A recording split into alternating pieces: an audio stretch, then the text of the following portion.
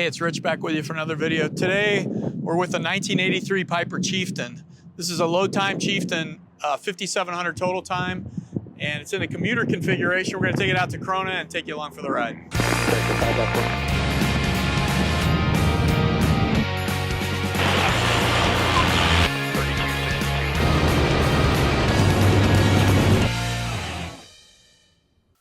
November 1, Victor Alpha, right turn out northeast on approved, runway 30 Delta 3 short and clear for takeoff. 1 Victor Alpha is clear for takeoff, 30 Delta 3 and a right turn. Okay, we got mixtures, props, pumps are on. November 2, Alpha, Foxtrot, turn base, runway 26 right, clear for the option. 26 right, clear for your option, turning base to Alpha Foxtrot.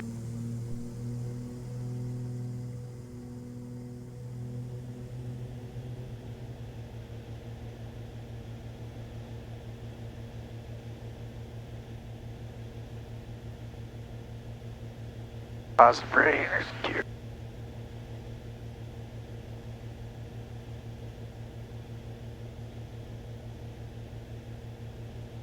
Okay, we're in this 1983 Piper Chieftain, and Piper came out with the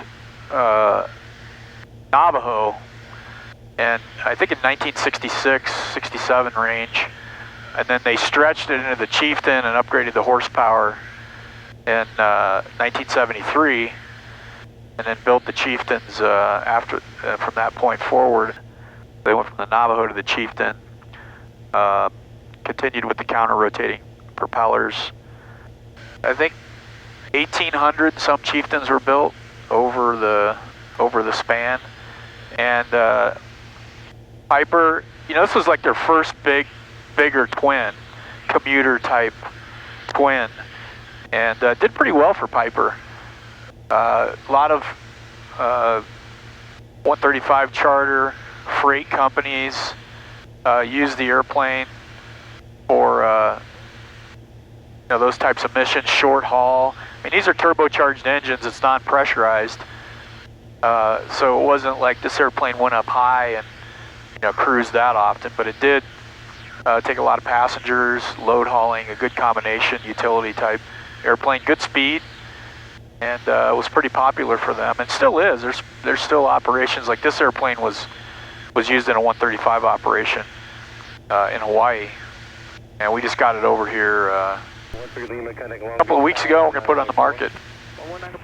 These airplanes have, from the factory, a 7,000 pound gross weight, but I think it's BLR put the VGs on them and upgraded the gross weight to like 7,368 pounds.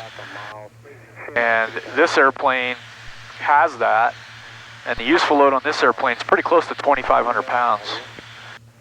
And I think it's got around 180 gallons of gas. And so obviously for the shorter hauls, you could you know, restrict your fuel load, get some additional payload out of it. I probably can't fill the seats with a normal size person by today's standards, but you know, probably 6-7 people, and fly it for you know, an hour and a half, 2 hours, and have the IFR reserves and fuel.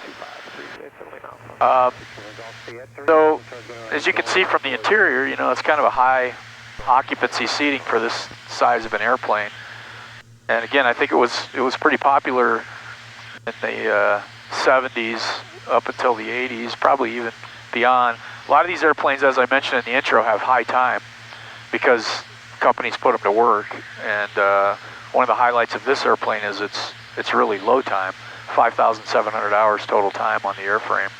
And it's a late model. I think 83 was the last year they built them. This is a 1983, so it's a late serial number. Cruise speed right now, we're indicating about 160 knots, and we're burning about a little over 40 gallons an hour at 5,500 feet. If you look at 5,000 feet in the book at ISA,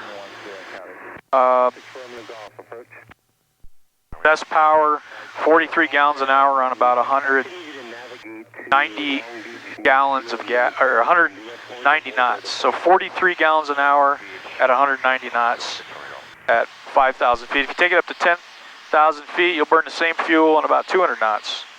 15,000 feet goes up to 208 knots. So pretty respectable cruise performance out of the airplane from 5,000 to up to 15,000 feet. Again, non-pressurized, so you're probably not going to go that much higher with passengers. The avionics in this airplane is a traditional package. Honestly, I don't fly a lot of airplanes with the old. Most everything we've been working with has the glass panel from the factory or has been upgraded. Next, we have a Garmin 530, Garmin audio panel, Garmin 430, and 2 Garmin transponders. One is ADS-B, and then we have a Avidyne Flight Max multifunction display. And the King KFC 200 autopilot, which was a very popular autopilot. I've got the autopilot on right now, and it's doing really well. Popular autopilot in that era. And then King KCS 55A. Got a radar altimeter. Got a Garmin second nav head. And there's your autopilot annunciator. So really pretty well equipped for what you need to do. I mean, before all the Garmin glass and everything, this was a really well equipped airplane. And a full panel of co-pilot instruments, analog engine instruments. But a really nice airplane, nice and smooth. It's flying. I mean, we're at 28 inches and 2,400 RPMs, 2,300 RPMs, and it's nice and smooth. So descend down into Corona Airport. It's a 3,200 foot runway, pretty narrow. We'll make a landing in there, and then we got to pick up something, and then we'll head out.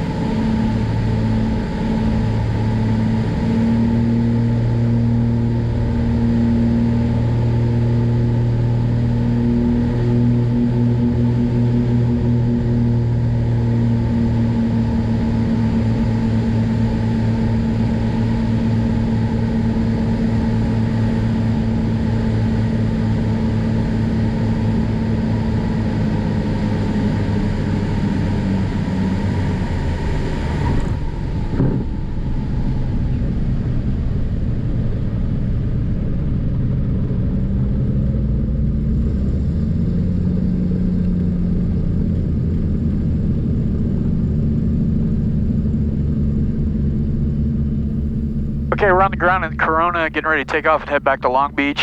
Hope you like this video on this 1983 Piper Chieftain. Again, 5,700 total time, around 300 hours on the engines. Pretty clean airplane. It's got decent avionics, and the big thing again is about the load time. We don't have pricing set yet, but by the time the video comes out, you'll be able to get pricing easily on our website via spec sheet at ocraviation.com. You can email us, sales@ocraviation.com, leave us a comment, give me a call, and thanks for watching.